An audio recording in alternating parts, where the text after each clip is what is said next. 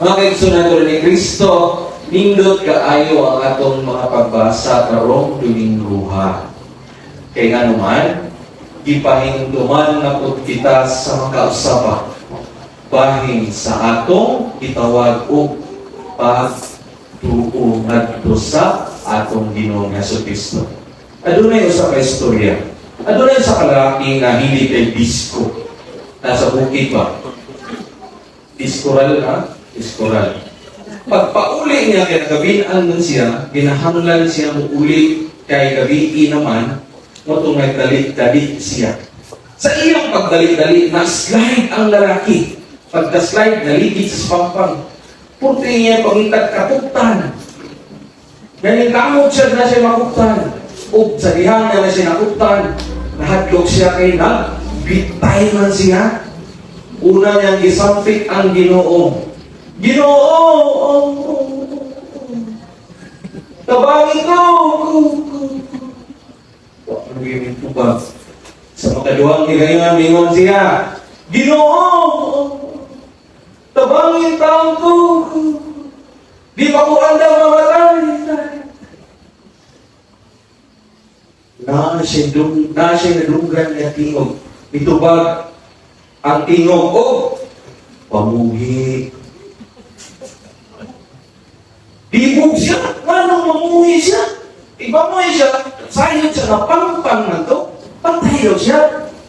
Mga kong nanawag na po siya. Ginoo. Tabangin ko. Morya mo ito ba? Sa tingog. Pamuhi lagi. Wala siya mamuhi. Iyan. Nagkuro siya sino. Nagkuro siya sino. Hantod. Nakatulog siya. Kaya mo yung Ginoo. Nakatulog siya sa tanang.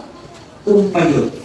Pagkabuntag na, medyo kita ng adlaw, pagtanaw niya mga kaibigan ni Kristo, ang yuta o gikan sa iyahang nakapitang iyang tiin, inon-ani na lang.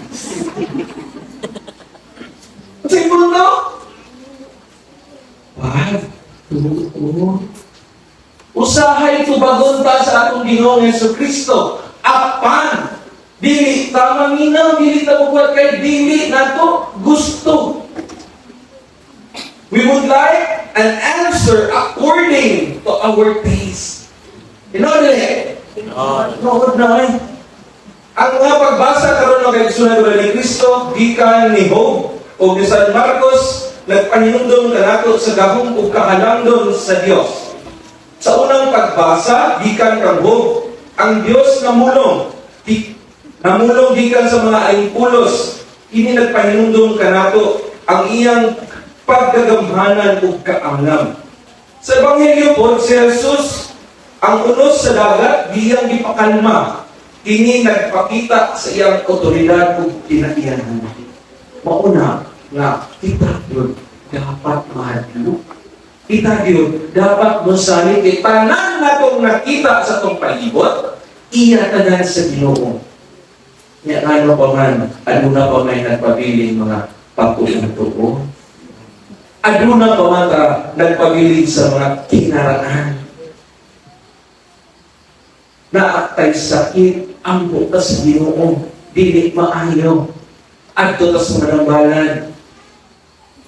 Adto ta sa mga pasyente-syerte. Mga kaigsunan ni Kristo, unsa may kulang? Tanawan ang tao na nagbitay sa itong natubangan, ipakamatyan tayo niya tanan. Aron kita maluwas, aron gikan ta sa kanitngit, mahimo ta ngadto sa kakayan. Mauna ang atong pagsalig, atong yung ihatag ngadto sa atong Ginoong Jesucristo without any reservation. Kaya kita lagi sugod sa pagkatawhanon, kita gusto nga ang Ginoo tubag kanato pinaagi sa atong mga gusto. Wala ta maguna-una na ang Ginoo maoy nagkontrolar kanatong tanan. Siya maoy zaman kapitan sa atong kinabuhi. Muna kay isunan ni Kristo, kung inyong nadungog ang ikaduhang pagbasa, asa gikan? Ha? Kus kagamay? di sa sulati ka ni San Pablo ngadto sa mga taga-Korinto. Mga kaigsunan dito, so si San Pablo nagpahinumdum ka nato nga ang atong kinabuhi ay dili ato. So kanang kinabuhi ninyo, kinabuhi natong tanan, dili ni ato. Adunay tagiya. Busa kung adunay tagiya, adunay kuhaon, adunay singnon, adunay tingnon. Dili man kita'y tagiya, wala kay katungod nga miingon na ako ni dili ko makitana. Tinood nila kaya dili man nato ni atong kinabuhi, dili man nato ni atong kaugalingo, dili man nato ni panakiya, dili nato usbon. So, yung sabotin mo, Padre, kaya dili man ni ato, dili nato usbon ang atong unsay naa ka nato. Kay kani iya sa Ginoo. Tanawa ko ito may mga salig sa ilang kaugalingon. Walay salig sa Ginoo. Sa gihatag ng grasya sa Ginoo. Alam mo sulod ang mga rituki. Papuno silang lubot. Paustaw sa puno silang bubok. Kaya naman, they don't have faith. Kung unsa ang gihatag sa Ginoo kanila. My dear brothers and sisters in Christ, we should learn to appreciate even to the smallest thing na naa sa atua. Usahay mga malimot kita. Kaya sige na tag-reklamo. Tinood nila eh. Tinood na eh. Kasi ako, hindi ko eksilunte. But, Lord, nanay ng aming mong kinabuhi. Puno ka sa kabalaka, puno ka sa kahadlok, puno ka sa problema. Apanalimot ka, aduna di ay tao na anda mo sapnay ka na kung kanan. Usahay malimot ka kaya naman. We are too busy, we are too preoccupied of the earthly things. Mga kalimutan mong mga butang. Mga kaigsunan ko ni Kristo, kita kinahanglan mo tugyan sa atong kaugalingon ngadto sa mga plano sa Dios ug mosalig sa iyang paggiya ug direksyon. Sa mga nakalimot, makalimot ang tausahay, no? Paano diya? Ito na yung tanong dire. Kung di pa hinumduman na sa makausa, balik ta ngadto sa atong pagsalig sa atong Ginoong Hesukristo na nagpakamatay ka natong tanan. Saan nato pagsalig kung wala kay itawag o pagtuo?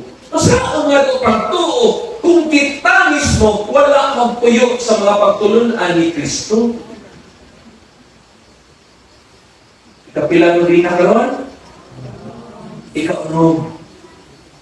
Sama sa pilasulti sa manihaging misa, hinaot punta mo kay sunod ni Kristo, aduna kita'y kausaban diha sa atong mga pagsa-pagsan kaugalingon. Siguro, pipila sa ako diri, medyo naman ang nagpaglaon.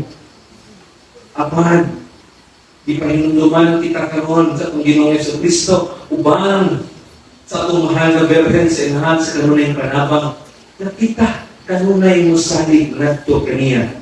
Ug wala na laing modelo diha sa adlaw-adlaw ang kinabuhi na atong sundon kung maghisgot at pagtuo. Nara sa inyong tubangan ang mahal na Berhen Maria. Ano sa inyong gingon? Pagpakita sa anghel. Uy, sa inyong gingon? Matuman ang imong pagbuot dini sa yuta mahimong sa langit. Hinaot unta mga igsunan ni Kristo na sa atong pagpadayon sa pagpanaw diri sa kalibutan. Mahimong usab ta, makasunod ta sa hiyas sa atong mahal na Berhen. Na bisan unsa pa may nahitabo kanato diri sa kalibutan, bisan unsa man kabug-at ang inyong problema na agian o maagian, we have different stories to tell. But the bottom line is, we have to give our faith 101% to God. Mauna, ayaw na kitahon mo anang mga kinaraan patuo-tuo. Hinaot na sa inyong pagpanaw, sa atong pagpanaw din sa kalibutan, makaingon kita. Matuman ang imong pagbuod dinhi sa yuta, mayroon sa langit. Inubanan sa diini ang atong total surrender. Atong ikugyan ang atong kaugalingon ngadto sa mga tinguha, sa mga plano sa Dios nanhi kanato. Atong pilion mga kaigsunan ni Kristo na kita madayunong musalig ngadto sa iyang mga plano. Ug atong ihatag kaniya ang gitawag og total control sa atong kinabuhi. Una-una ang hinumdumi na ang grasya sa Ginoo dili na mudagay sa atong kinabuhi kung dili nato tugutan na siya ang mudalag sa atong kinabuhi. Tinaot pa unta na sa atong pagpadayon ni atong Santos nga misa, atong makita diya sa atong tagsatagsan mga kasing-kasing, una-una ang pagtuo na atong ihatag ngadto kaniya, nga hinaot unta na makakita ta sa iyang giya o direksyon diya sa atong tanang buhaton sa pagbuhi pa kita. Ug hinundumi, dili lang ta makakita og pagtuo ngadto sa Ginoo sa mga panahon na adunay mga problema. Ayaw kalimti sa mga panahon sa inyong mga kalampusan. And everything that happened sa atong kinabuhi, we should always give thanks to the Lord. We should always give our trust, our faith to our Lord Jesus Christ. Hinaot pa